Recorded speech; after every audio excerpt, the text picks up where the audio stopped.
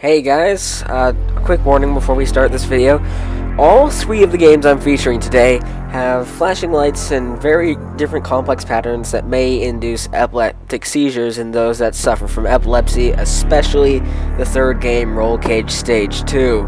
So if you or someone watching this video suffers from epilepsy, I'd advise you to click off this video now, as not only does the gameplay footage I include have an epilepsy hazard, the intro I did for this video also has a bit of an epilepsy hazard. So thanks for listening to this warning, and I hope you enjoy this video. Good day, dear viewers. I appeared to be stuck in a Metal Gear Solid Peace Walker cutscene. Well, you might be wondering, how's it a Peace Walker cutscene if it's all orange and not white and gray? I'm not sure, but it is. There's a sound over here. What's this? Isn't it oh, what the?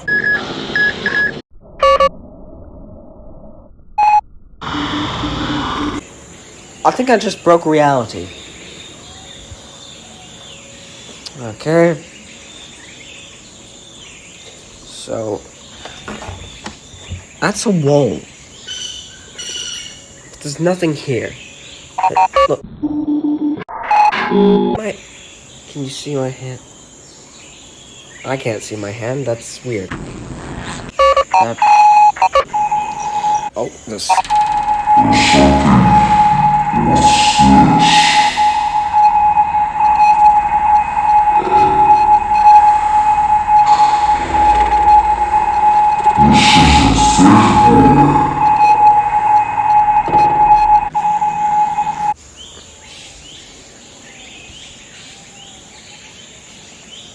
Let me change my hat.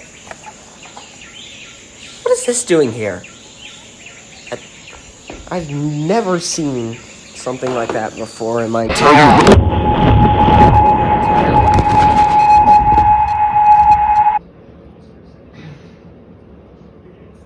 I'm alright. The fourth-dimensional beings placed this pillow here for me. You might not be able to see it. It's here. It appears I'm back at my house. Wait a minute. But now this is here too.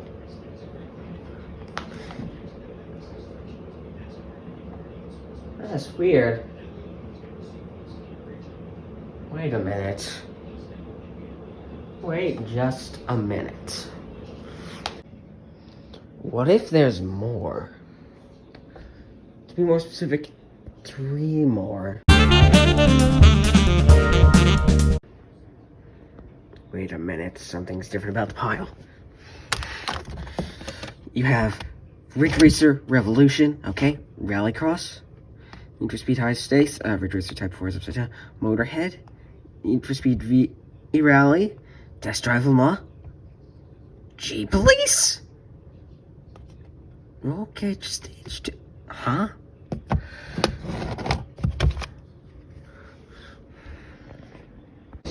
Well, at least I have some idea why I was stuck in a Peace Walker cutscene. Apparently, it's been too long since my last episode of 3 random PS1 games. And so now I have to do one. All these cases are different sizes, which is weird. Alright, so let's see what we got. We're going to be going in order of largest to smallest case. So first we have Cyber Sled. Let's see. For such a big case, it only has a single disc. The back is not very self-explanatory. In fact, it doesn't say even 1995, it says 1994. Likely because this game is from before the PlayStation launched in North America. This is honestly the biggest case for any game I've ever seen. But then again, there's probably something bigger. Because remember, there's always a bigger fish. Anyway, the next one in size we have is G-Police. I actually heard of this because of Sean Johnson Inside, we have an ad for Colony Wars, which I should also see about. It's also a hint line. Interesting. This one is a bit more helpful. It says memory card 1 block. Makes me wonder if Cyber Sled doesn't have any saving, which is interesting. And then, finally, we have Roll Cage Stage 2, which I've actually know significantly more about than the other games, because I played Grip for a while now, and which is based off the Roll Cage series. This is much more explanatory, but I don't think any of these games will take any tolls on my memory card. There's this thing called Scramble Tracks, which is interesting. Apparently this is a sequel to a previously existing game that I'll have to check out at some point. But this disc, I have to point out, is the yellowest disc I've ever seen. Or orange. I'm not colorblind, I'm just not good at naming colors, okay? Now that I look at it, it's more McLaren orange. Yeah, I'm stupid, whatever. It seems that these will be our games for today, and I think I'll go in the same order that I just went to play them. Biggest case to smallest case. Also, we have a double discer, which is a first, because usually I don't play double disc games. And I think it's because the idea of having to use multiple discs for the same game is a little confusing. Also because you don't see a lot of them that aren't ridiculously expensive. Metal Gear Solid, for instance, you can't get for under $50. Which sucks because, well, it's Metal Gear Solid, it's a classic. But then again, the retro gaming market has always been unfair, and that's why piracy exists. Not the only reason piracy exists, but it's the only good reason that piracy exists, maybe. But the point is that I've been blessed with these games for whatever reason, and I'm going to play them, because I have nothing better to do.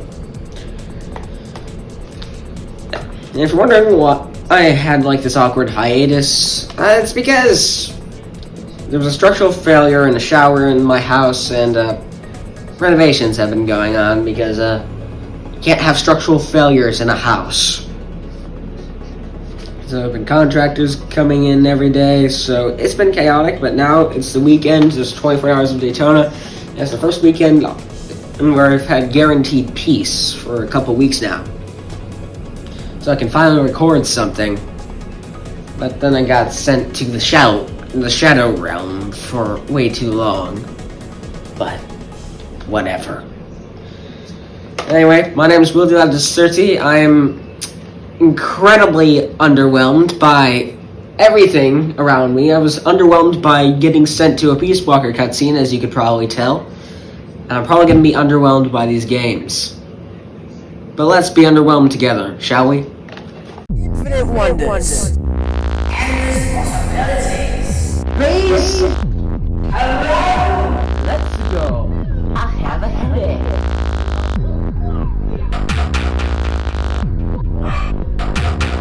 And that's when Willie Deserti knew.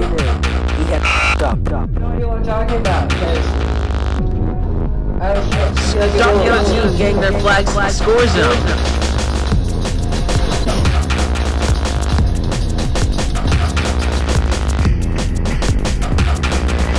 Epic flag denied. Tag the survivors. Guy, infect them fast. You infected VFN Sky. I crashed him, I bashed him. Because this truck, this random crap like this. A recorder assistant on it. Did I stutter? Everyone turn the hell up!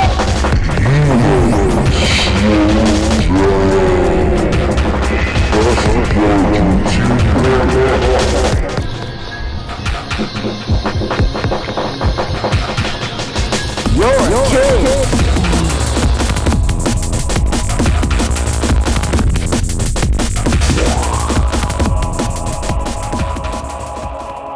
Our first game is Cyber Sled. Cyber Sled was originally a 1993 arcade game, and what's happening is you control these tank things called Cyber Sleds, using joysticks and stuff, and you fight against another player or an AI. And apparently it's pretty good. It got a sequel called Cyber Commando, and, well, it apparently won multiple awards. And as with any Namco arcade game at the time, it got released on PlayStation due to their contract with Sony to try and get the PlayStation a nice good launch. So, it was only ever released on arcade and PlayStation, meaning it's practically lost media for that, and it has that sort of very Namco style to it. Now, the thing about Cyber Sled is you cannot save the game. It is just an arcade experience. It's a straight arcade port.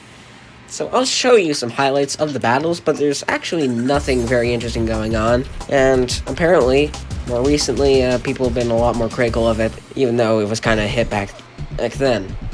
But yeah, this will just be a bunch of straightforward and very predictable footage from the game Cyber Sled. And there's nothing much else interesting about that, if I'm being honest. It's a problem with porting arcade games to console, straight up, instead of adding new things. And you get games like these where there's almost nothing to do. And allow me to show you how little there is to do. To properly run the disc. It's a bit loud, but we'll get over that.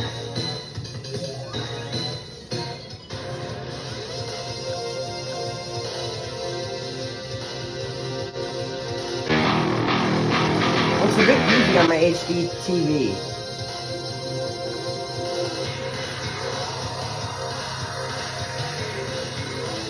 CGI is not aged particularly well.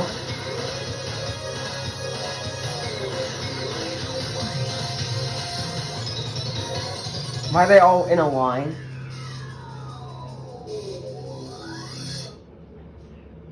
Cyber Sled. So with that muck out of the way, I dove straight into the game's options, and this does go to show that there aren't a lot of options in this game. It's a very bare bones game with bare bones options. I suppose that's what you get. And I'll just skip ahead to when something interesting happens, because these are just options that no one cares about, and there's not a lot going on in them. It also has no save, so it's just like an arcade game in your own home in that sense. So here you have your battle tank things, Cyber Sleds.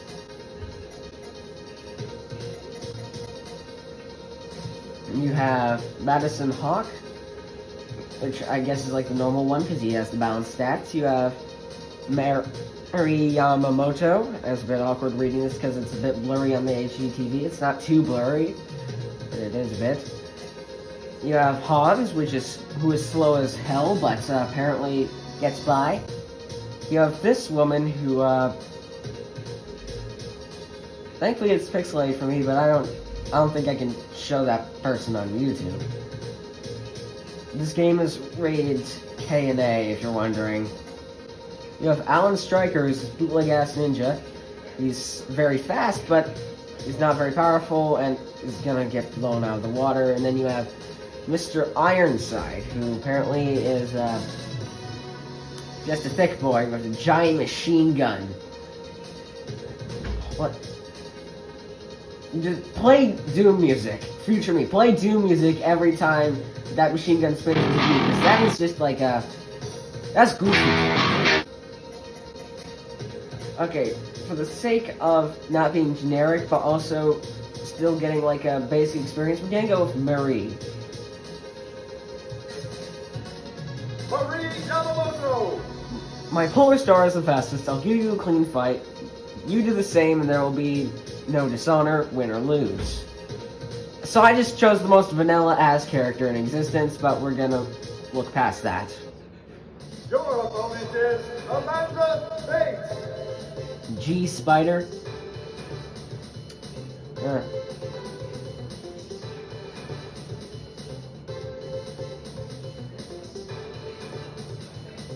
I think I just had a little bit of slowdown. So even though I'm using the D-pad for this, there's no analog stick for this. Ready, go!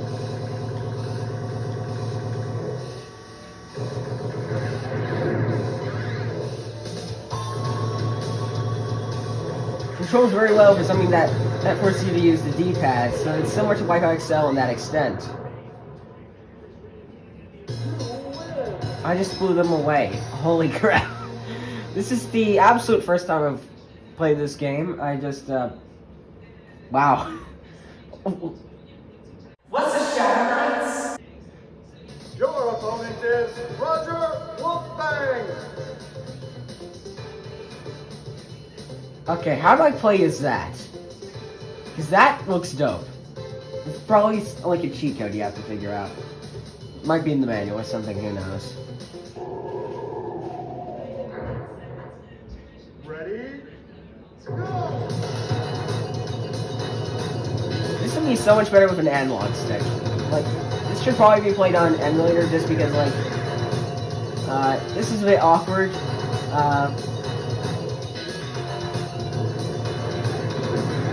As is, I would not recommend it.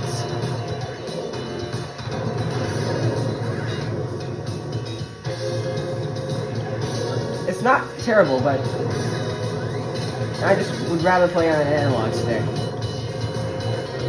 Which you can do with the power of emulators, apparently. You can actually have, like, full analog movement on games that don't support analog sticks, which is very interesting. That's about what a bounty hunter can do. Criminals can relax. Your opponent Interesting. is Rexer Ironside.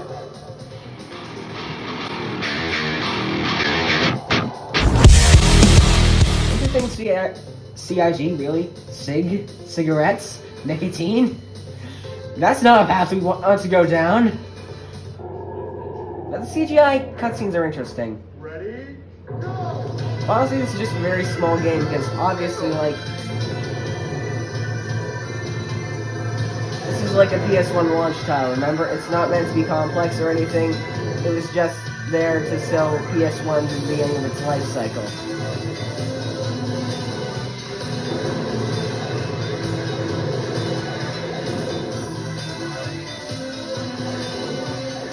Holy crap. And you can definitely see that just by, like, how the game looks.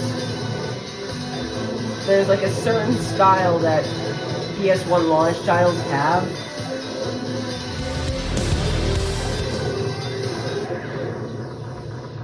It's just like... Or maybe it's just, like, because it's a Namco PS1 launch title. I think that's more it. Your opponent Thiccness? is Victor Rodriguez. Man's got a RAM.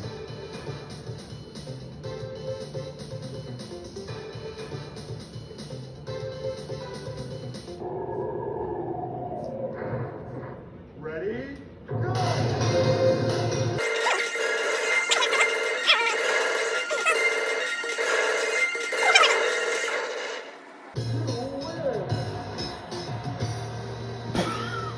Apparently I'm playing as a narcissist. Your opponent is Alan Stryker.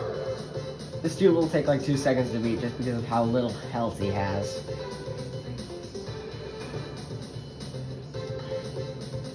Probably.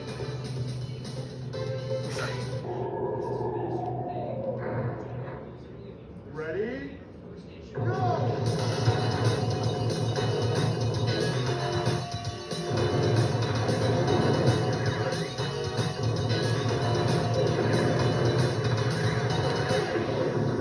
Yep.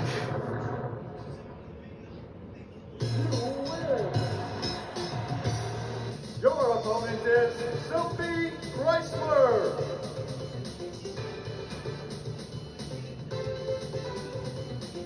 Why does that look like something you'd see in Ridge Racer?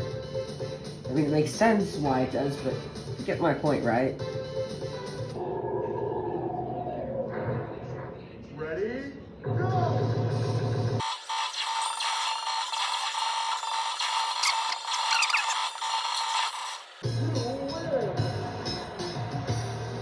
Garish. Your opponent is Hans Baird.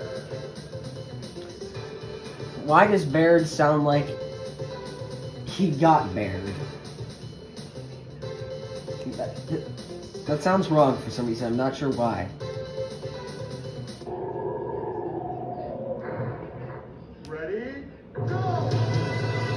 this dude, I believe, is like a huge ass tank. It's like really hard to kill.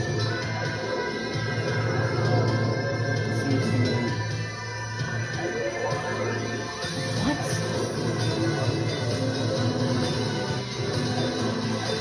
I missed again.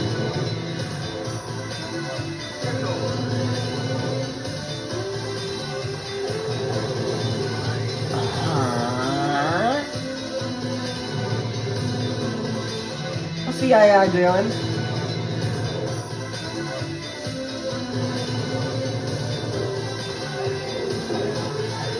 I got him. I think camping might would be like the best option for me at this moment, because like, if I remember the stats correctly, this dude is like a huge ass tank. I think we shot each other's missiles down.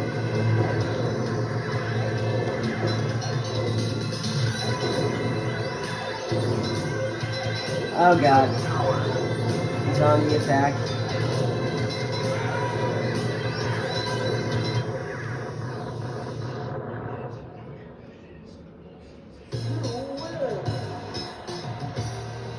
I think she just called him fat. Your opponent is Dr. Heinz.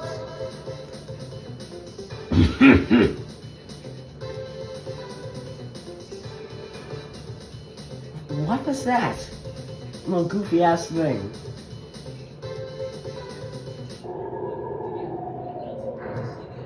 Ready? Watch, they're about to make it like the hardest boss so far.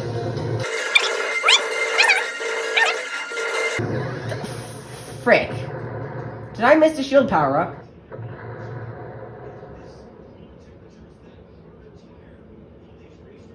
You lose.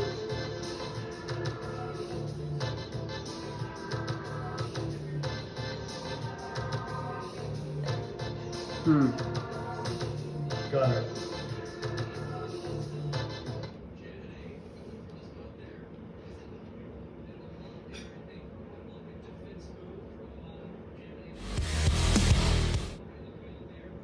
Game over.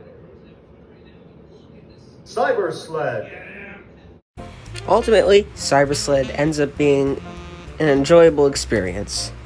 Enjoyable, but very short, and the only thing that keeps you really playing it is the difficulty that really prevents you from advancing at certain points, because you'll get nerfed by that one random sled.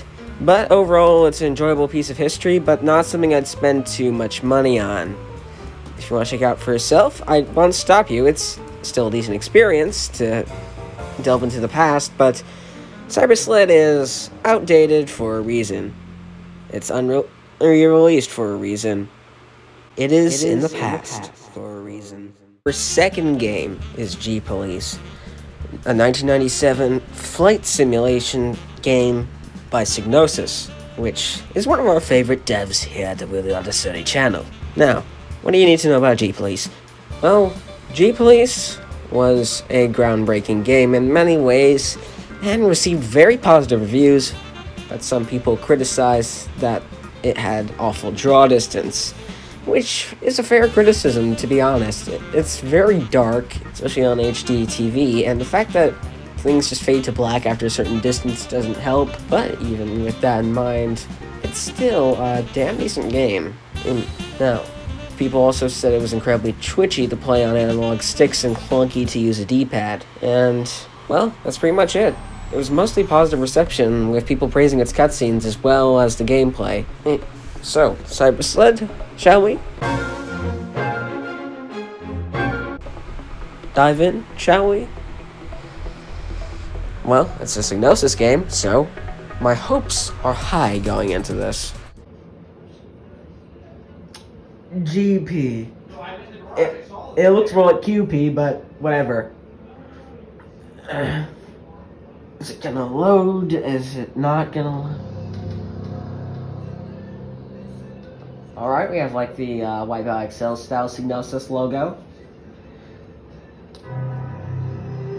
Oh, fuck. Dolby. For why I don't like that, Dolby That version of Dolby was meant for like old-fashioned TV speakers. This is an HD TV with like decent speakers. 2057. Oh. Earth's resources are completely depleted. Strange. About the year Race to wipeout claim takes every place. ore-bearing rock in the solar system begins.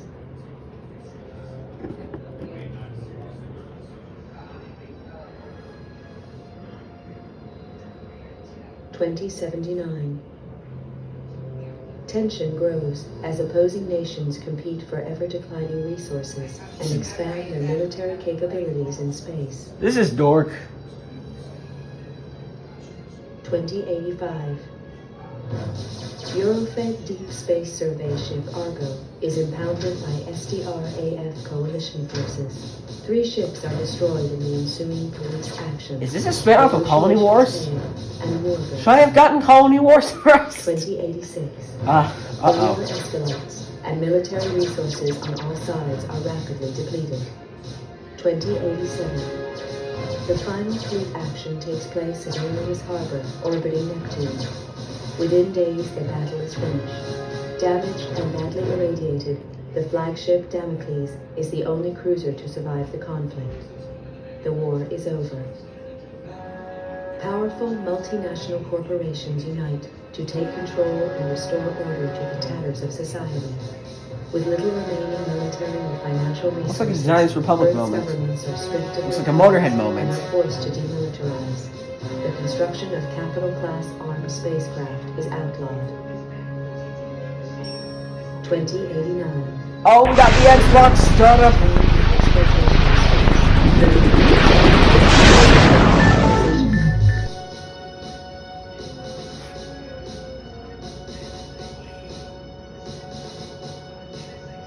Earth's coalition government is allowed to create a multinational force to keep order in the colonies. The government police are born. Ah, G Police. Ah. Oh! Oh! Oh! Oh! Lack of sound? Red Bull gives you wings!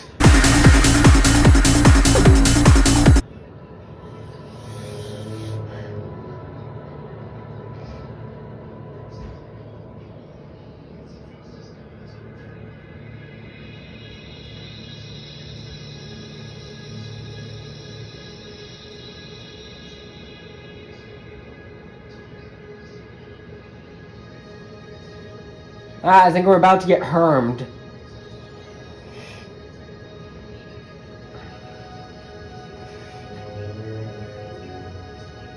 Again, really?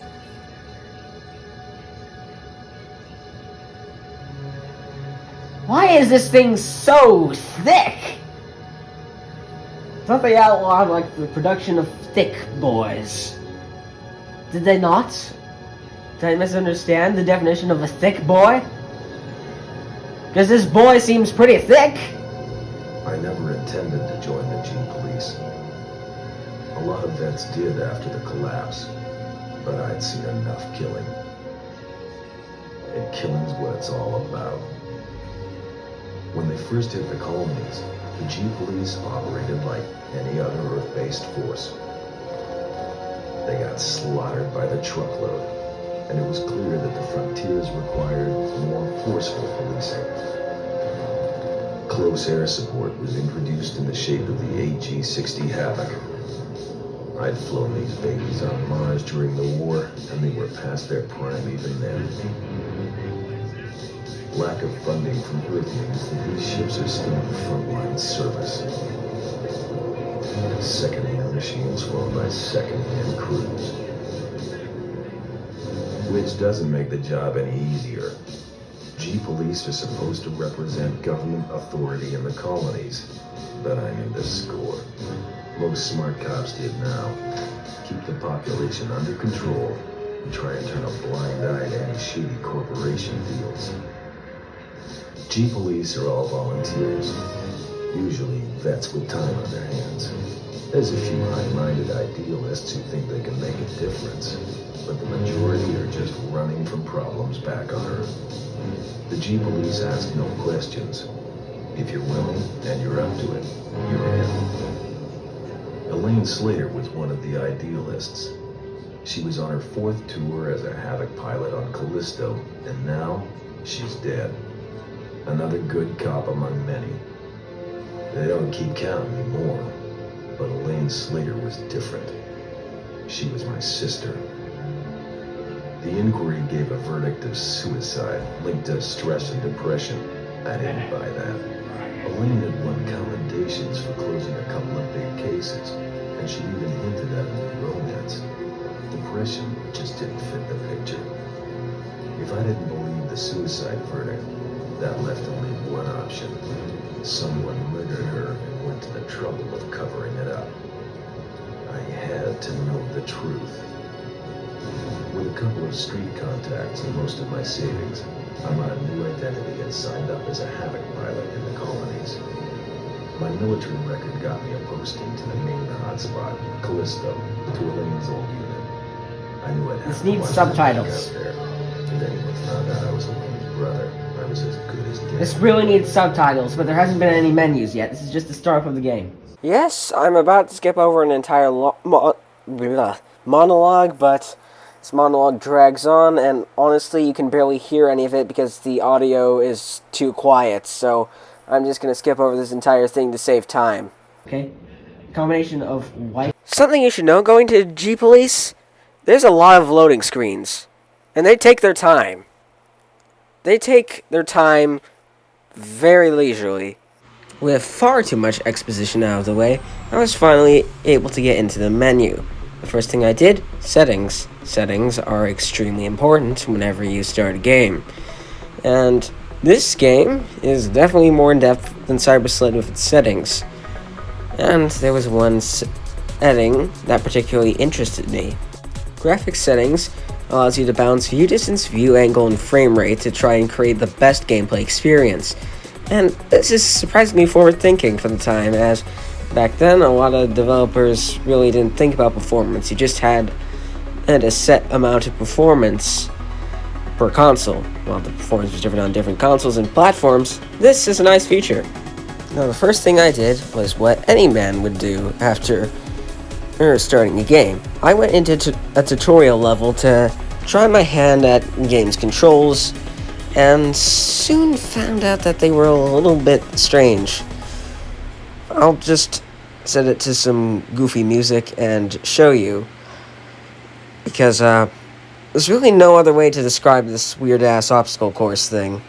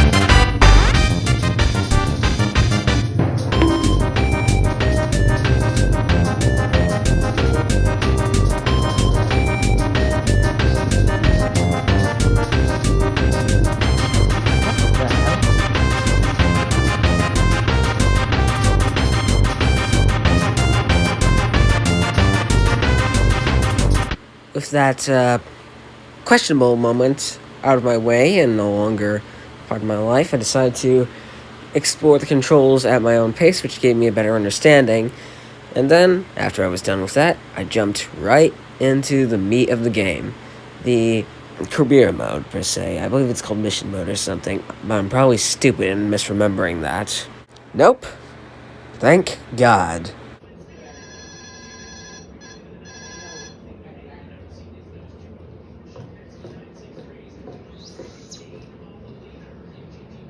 Okay, people, listen up. We all know that gang warfare has escalated rapidly in the past few months. We've been hit pretty hard by it. A lot of the weapons being used by the gangs are a restricted military issue. We need to find out where this state-of-the-art firepower is coming from and neutralize the source. Recent information points to Krakow employees being involved in this weapons smuggling. The evidence is slight, however, and there is no clear motive for the corporation as a whole. I have expressed our concerns to their president, Natalie Argenta, who was naturally denied any involvement. Argenta is coming over on the next shuttle, which arrives in 4 days. I can't give an official directive here, but off the record, keep a close eye on Krakow activities. I think they're hiding something. As you're probably aware, Internal Affairs are now investigating us, so no foul-ups, no heroics, and definitely no friendly fire incidents. Understood? Keep your eyes open out there, do your job, and get back in one piece. We can't afford to keep losing pilots or gunships at this rate. Mission briefings are at 0500 hours tomorrow. Good luck, people. Dismissed. One of the major Callisto corporations is suspected of smuggling arms into the colony. Unfortunately, I had to determine which corporation is to blame. As you may have guessed, these mission briefings take 8 years to get to anything, but they are important to listen to as they'll tell you what your objective is. Otherwise, you'll have to figure it out on your own, so you kind of have to listen to them, even if it takes 8 years.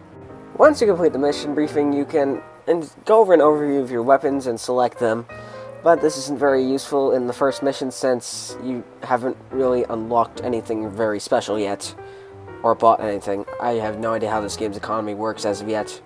Control to Alpha 1. Cargo containers located at Spaceport Holding Area.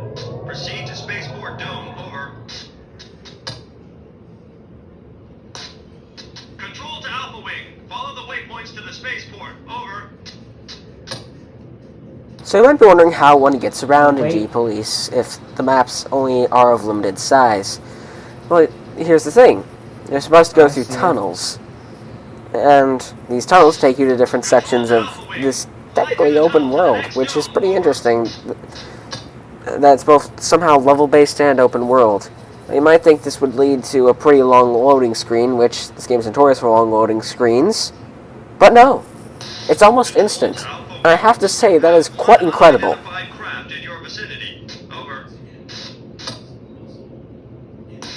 Destroy that fighter before you proceed. I'm not even sure what I'm doing there.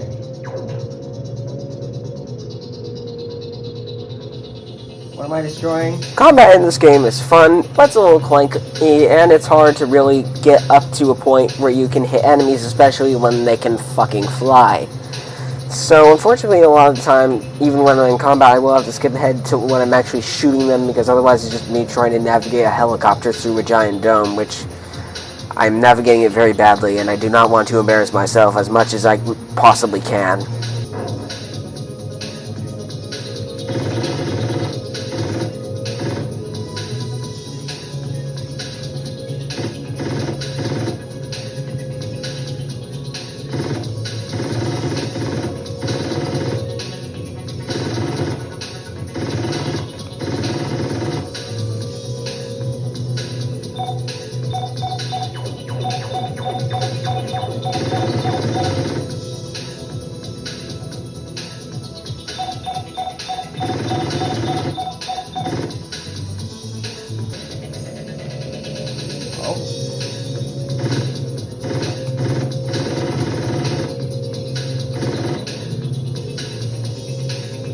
Now I'm starting to get the hang of something.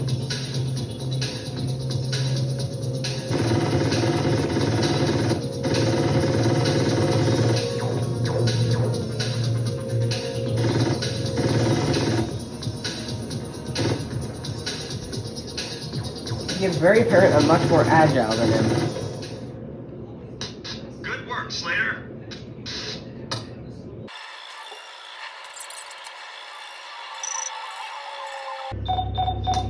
Control to Alpha Wing. Scan the containers for illegal arms. Over.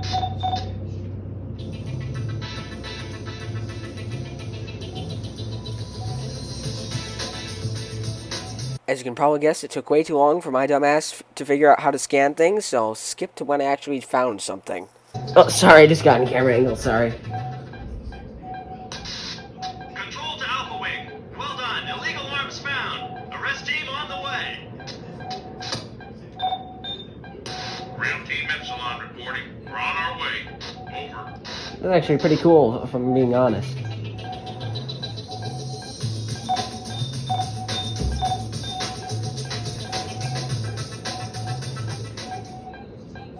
Ground Team Epsilon reporting.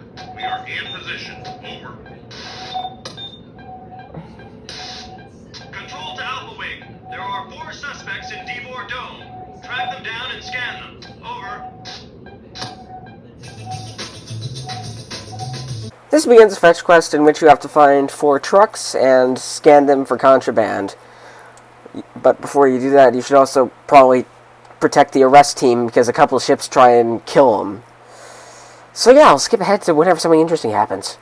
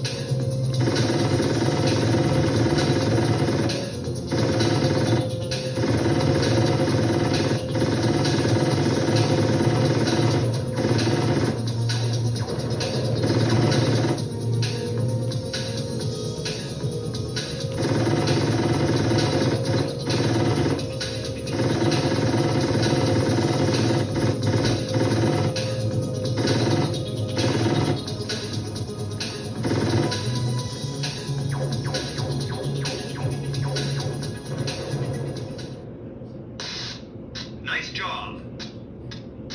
Do not destroy.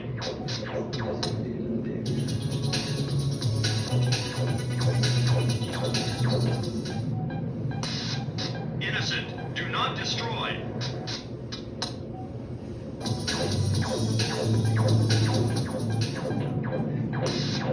Innocent, do not destroy. 3 down, 1 to go. It's gotta be the next one.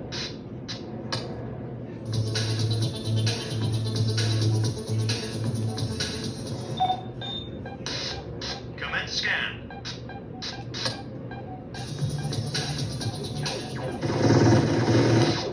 Control to Alpha 1. We have a positive weapons check, Alpha 1. You are clear to engage. Over. Ow, ow, ow, ow, ow, ow, ow, ow.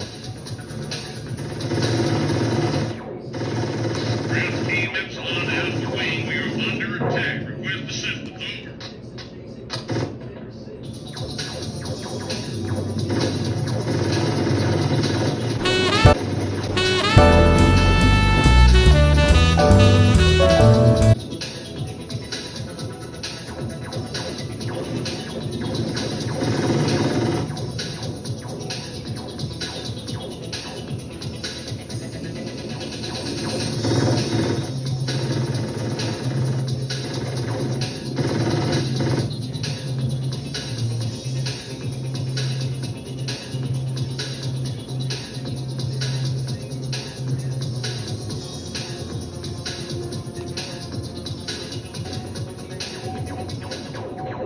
Ground Team Epsilon to Alpha Wing. They're all over us. Do you copy?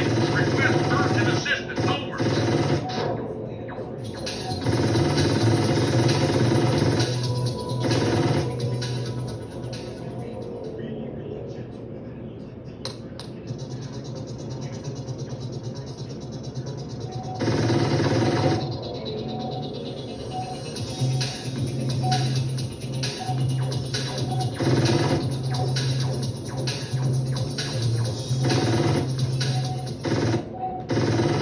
Friendly fire isn't, Slater.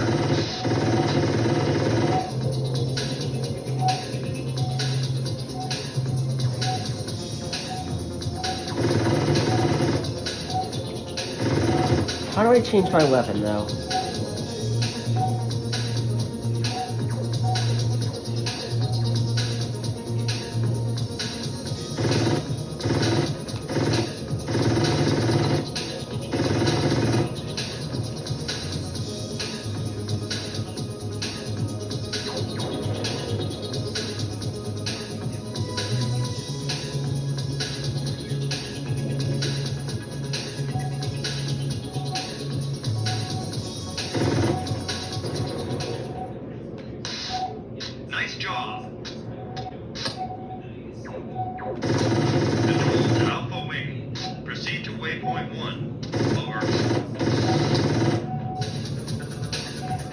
Looks like we gotta help these dudes.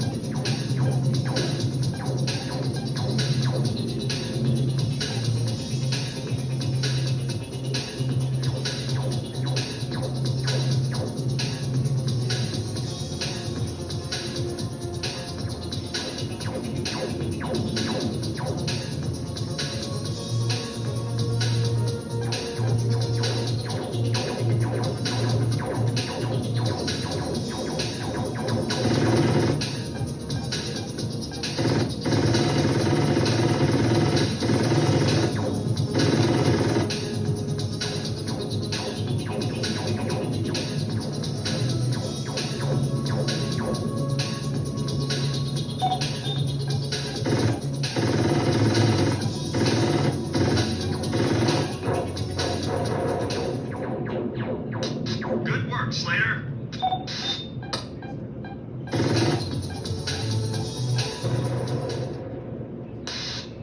Nice job.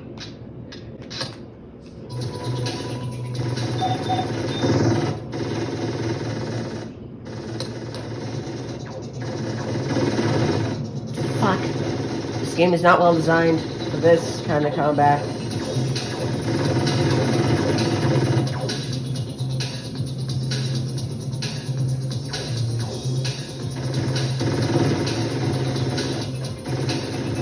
Out of here before I explode. Okay.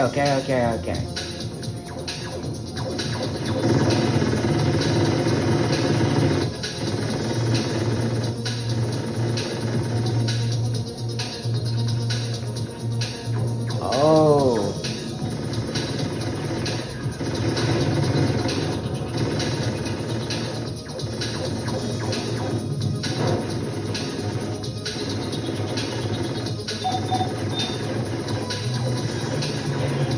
What is going on here?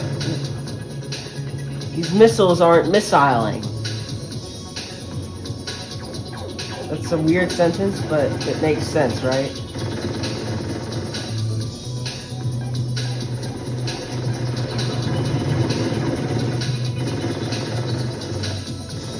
Okay, I need to back off and face this guy from a distance. That is deadly. Pretty intense for a first mission.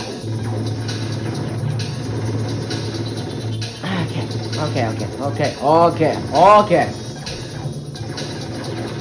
I can see why Sean Johnson likes this game. It is very intense. More so than a camping trip. Haha, dad joke. Boy, little boy.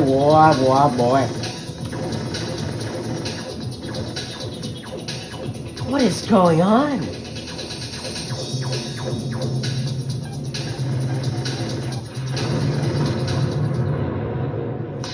Alpha leader, mission status confirmed exemplary. Over. Fuck you, good sir. That was good. That's good. In the middle of my victory dance?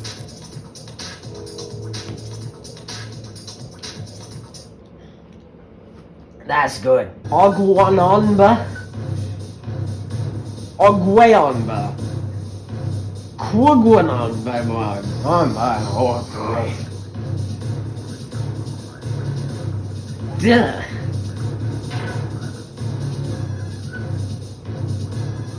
Quagweonba. Quiguio. I'm gonna be honest, that was really fun. But, I think I need to touch grass before I do the next one. Ooh boy, my ass fell asleep. Well, I think it's quite safe to say I ended up really enjoying G-Police. The controls do take some getting used to, but after a few minutes of practice, you'll probably have the basics down. And the poppin' is actually surprisingly okay. I guess the negative parts of those reviews really overhyped how bad the pop-in would be, and I especially like the mechanic of going through tunnels to access different parts of the map, which allows it to have a really expansive open world. So, I think this is a game that you should get. I think it's genuinely a game that every PS1 game collector should add to their collection, as it's simply just a brilliant example of technological nonsense, and also a pretty damn good game with interesting plots and interesting gameplay. In fact, this is kind of like Ace Combat, but with helicopters, basically. And, you know what? That's pretty damn fun. 100% would recommend G-Police. Our third and final game for the day is Roll Cage Stage 2. Roll Cage Stage 2 was developed by Attention to Detail, and depending on what region you were in, and if you were in Europe, it was published by Psygnosis, and if you were in North America, like I am, it was published by Midway. And yet, for some reason, both of the Psygnosis logos and the Midway logos appear in the North American startup. Kind of like how, for Motorhead, both Fox Interactive and Gremlin Interactive's logos show on startup. I guess that's just a thing people used to do. Now, it's a futuristic combat racing game, with the premise being that the wheels are higher than the car, and the car is rocket propelled and not propelled by the wheels, meaning that no matter what the vertical orientation of the vehicle is, it can still drive, which would be very useful when playing Rallycross. This game was released in 2000 and was actually a sequel to the original Roll Cage. It has so far received 2 sequels, one official being Firebugs and the other unofficial being Grip Combat Racing. Now, Roll Cage was well anticipated because it was said to utilize some fancy new features of a brand new graphics card at the time, which you can probably see on screen. Now, when it released, it got mixed reviews, apparently, and I can't imagine why, because the reviews aren't exactly that constructive. Apparently the PS1 version was better liked than the PC version. Now, a dumb little fun fact is that this game was called Roll Cage Stage 2 on all PlayStation versions, but it was only called Roll Cage Stage 2 on PC platforms in Europe and Australia, PAL regions. You know what they called it for us Americans? They called it Death Track Racing, which is kind of accurate, but seriously, the game was criticized due to the finicky nature of the controls at moments, and I actually don't know. I guess people just didn't like it. But, as you can see, GameFam liked it, and it does have a significant fan base, and from what I can tell, it was just an all-around great futuristic racer. I just don't know why some people gave it an awkward review. The internet seems to agree that it is one of the futuristic racing games of all time. And we're about to dive right into it. And I've been very much anticipating this since I've started listening to the soundtrack on Apple Music, so let's get right into this. But can I just address Death Track Racing for a moment? It's got to be the stupidest, most overly edgy cover for a game in existence. I bet it has nothing to do with the actual game. Wait, it actually looks kind of sick. Roll. Ah, yeah, that's what we're all here for. Oh, yeah.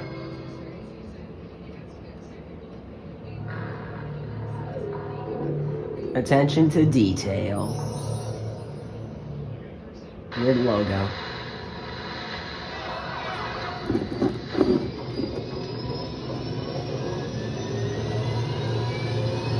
Rocks falling on the track, yeah?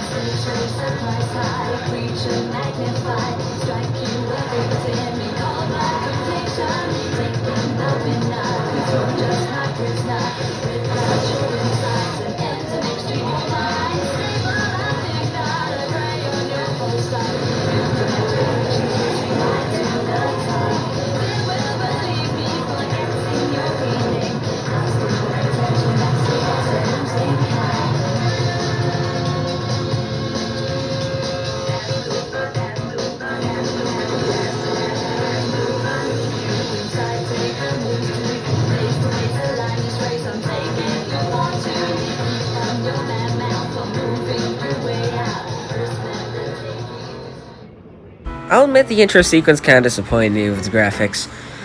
While the lighting was incredibly excellent and the particle effects slapped ass, the vehicles did not seem like they were actually driving, which just looked weird.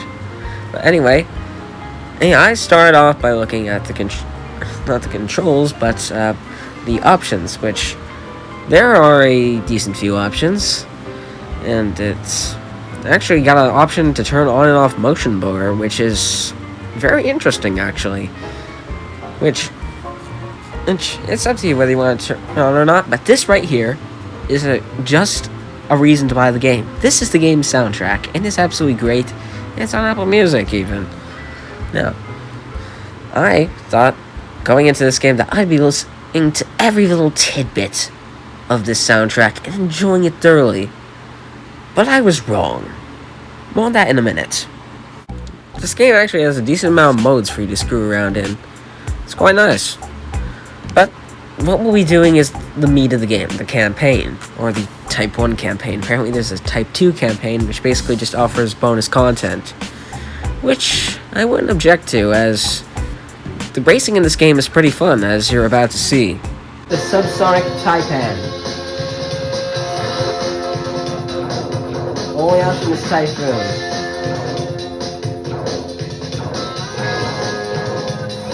And we'll begin this race. Now let's see if I remember the controls, or can figure out the controls, because I just went into this because I don't think it's a tutorial. There's never a tutorial in these things.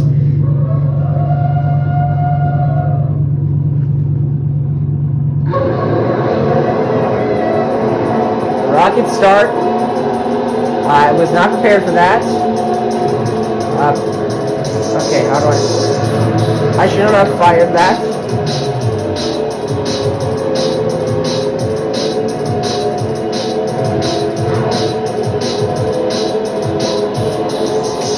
Okay, maybe don't use the lower triggers. They don't seem to like things.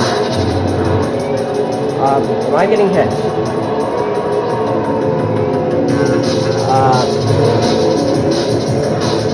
Oh Lord, what am I doing? That's a speed boost. Unfortunately, the music decided to correspond to what was happening to my control of the car.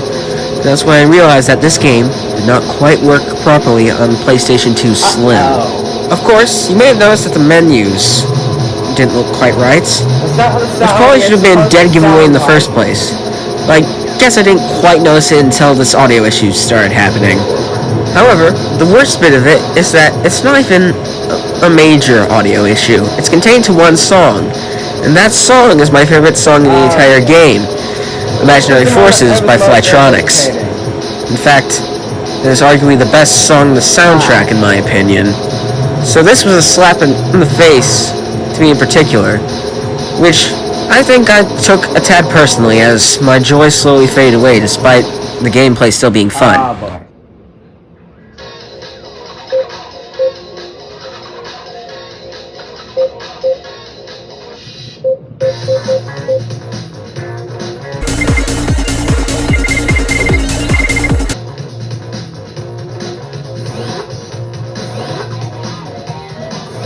Well, I guess we'll just continue for now.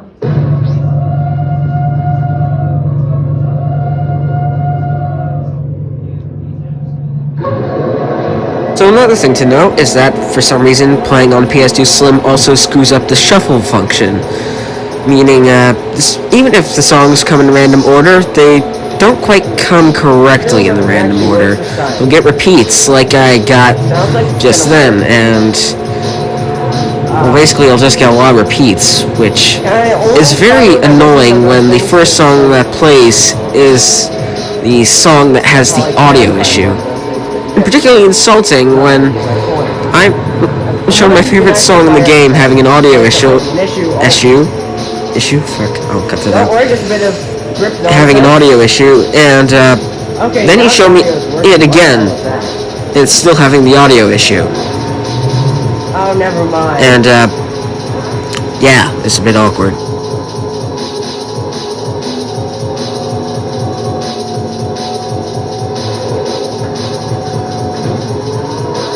I exploded myself, but accidentally gave myself a speed boost. So all's well that ends well, I guess.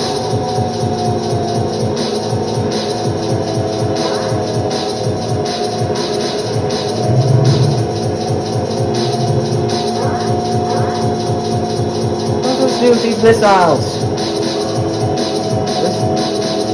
Can I look back? Oh, yes, I can.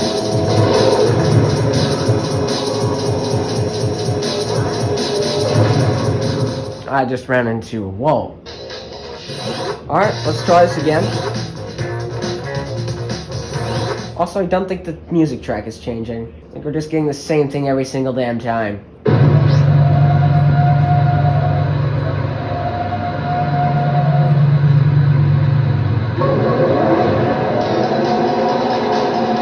Never mind, we have to change.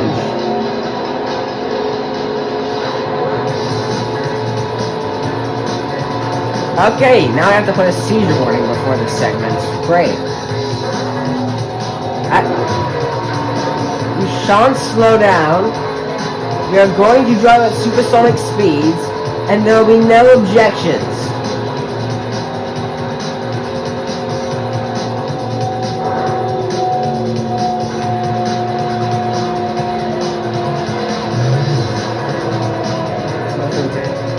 Aim at.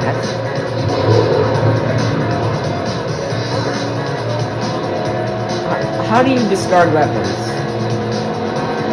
Can you discard weapons? Something I need to ask.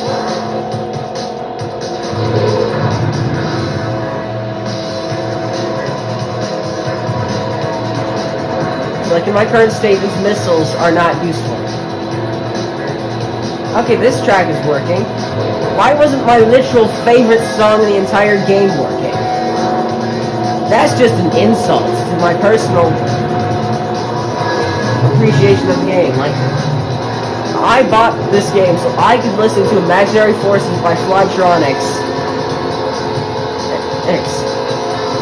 while playing Futuristic Racer. And I've been immensely disappointed.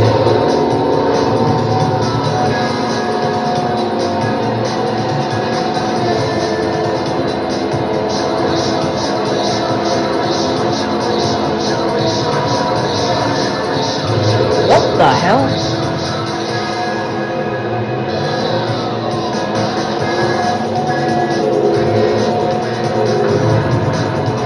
Damn you. If I've done my research on this game, that means I'm now missing an award because I got second there, so I have to do this championship over again for a casual playthrough, but okay. Maybe it's just like Wipeout 3, where occasionally songs just skip and I just got unlucky for like the first time I ever played the game. I hope it's like that because I want to listen to Imaginary Forces by Flytronics. I want to. Going into the final race of this first tournament of the game, I was hoping to get Imaginary Forces working properly, as having my favorite song playing at the last most adrenaline-filled race of the entire tournament would just be a big W. Emotionally for me. So, what did God do? He gave me fucking Gabber. Oh, God.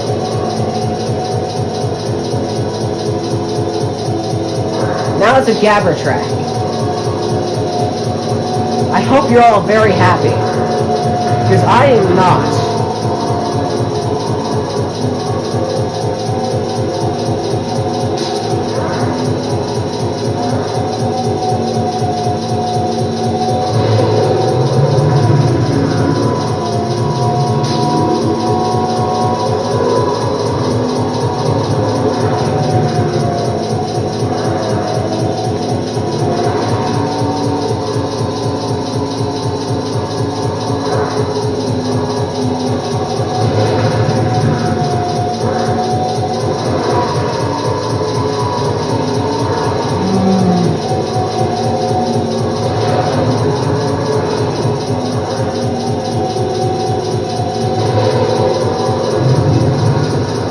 Well, it's better than it was in Wipeout, because at least it now is its own sort of form of music. It's like, this does sound like some form of Gabber.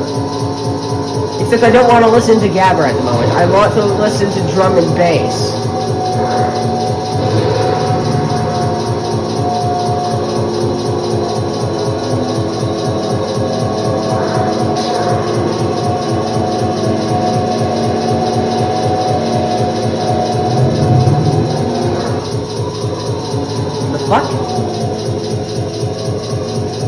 on, man.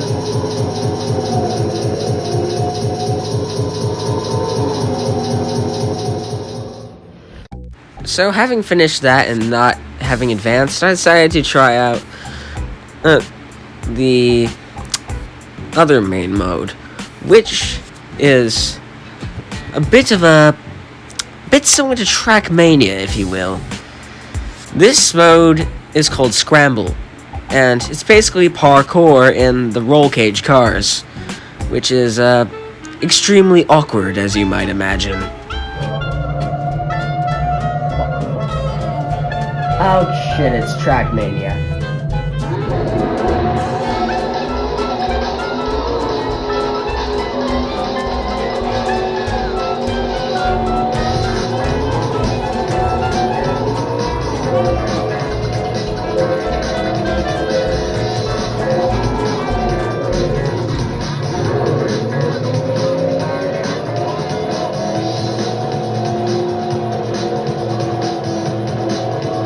You can't make this shit up. This is legitimately Trackmania.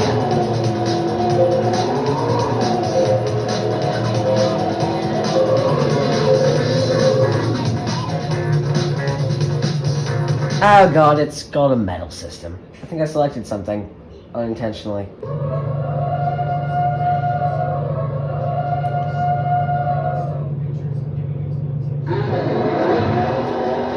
Oh, what the hell?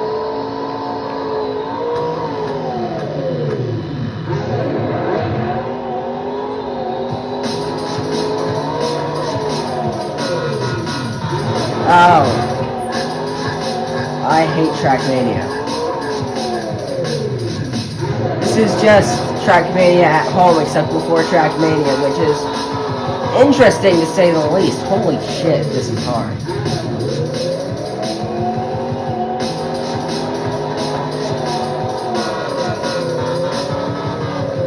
I can't stop?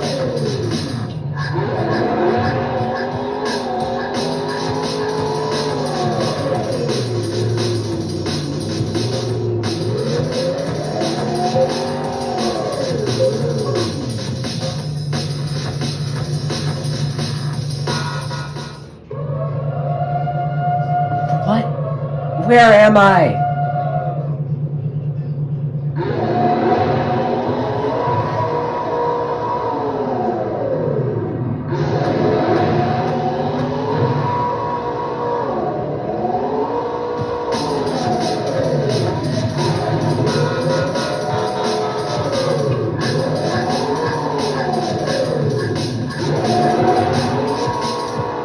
Wait, I have a solution.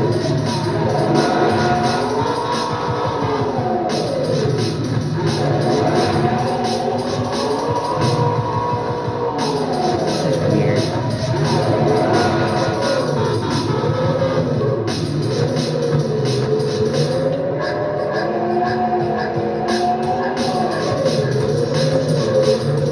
Oh god. This is all bullshit. Why would you play this mode unironically? Well, there you have it, Dark Souls fans. A reason to buy this game.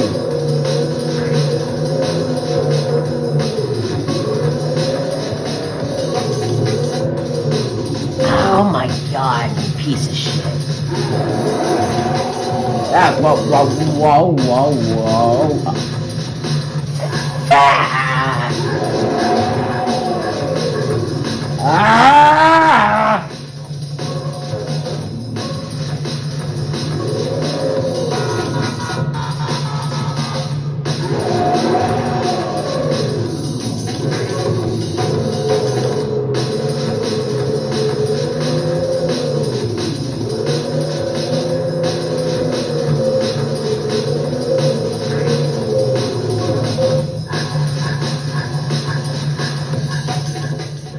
Oh my lord, linger my boy. Alright, we'll do one more, but no more.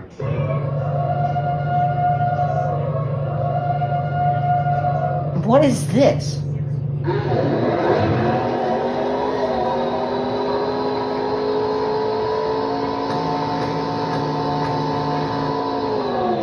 Oh my god. They made it even worse.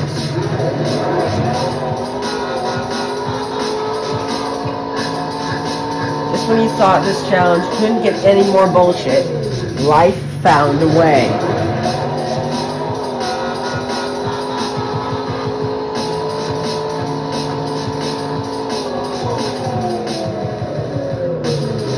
Oh, and they made it all wobbly.